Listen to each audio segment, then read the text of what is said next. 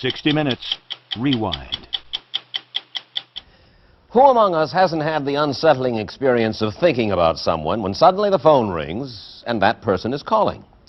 Or how many times have we heard about a friend who wakes up in the middle of the night with a premonition, sometimes tragic, that later comes true?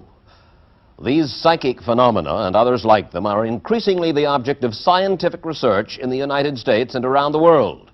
60 Minutes set out to chronicle some of that research.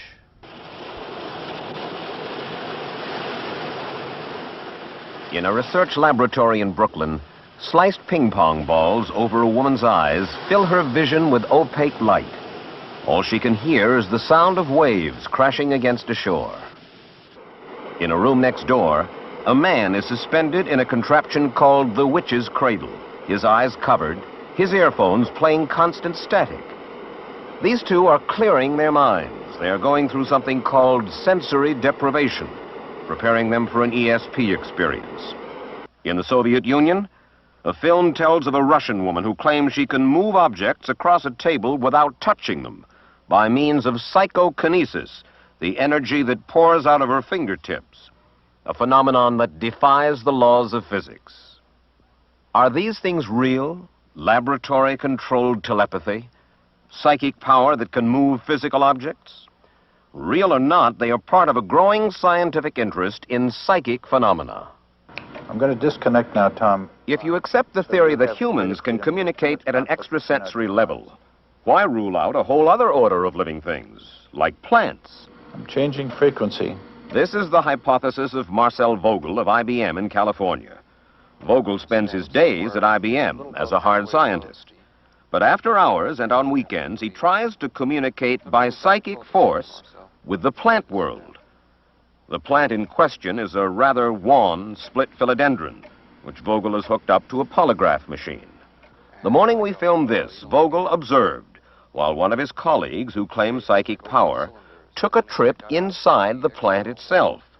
In the psychic world, this is sometimes referred to as out-of-body experience.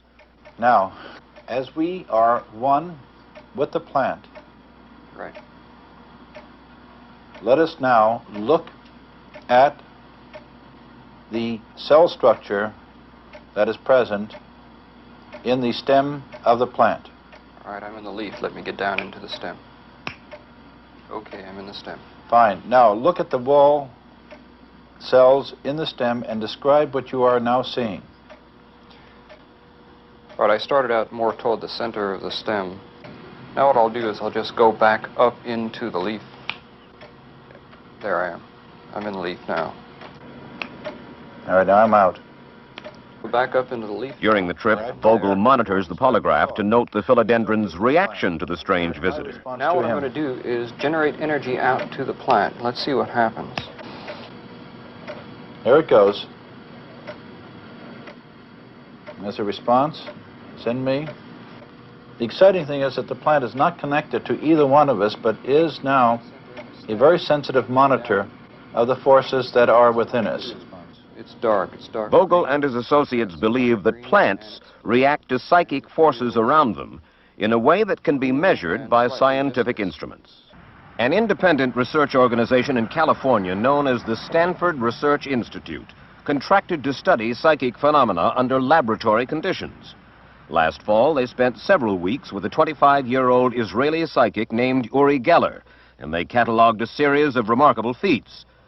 He went through a series of experiments, but either my skepticism or the presence of two cameras had a negative effect. Although he claims to be able to start broken watches by passing his hand over them, he couldn't start the one we brought with us. But just 2 days ago in a demonstration, they brought me 5 watches, and I fixed all of them. Really? Geller asked me to draw a letter while his back was turned. I drew the letter L, and then he drew something similar.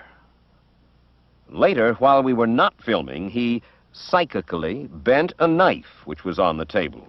He had not been willing to try this while the cameras were rolling. He asked me to draw an object while he was out of the room, and he tried to read my mind, to tell me what it was. Okay, I'm going to put two things that appeared in my mind, and if I'm wrong, you show me what.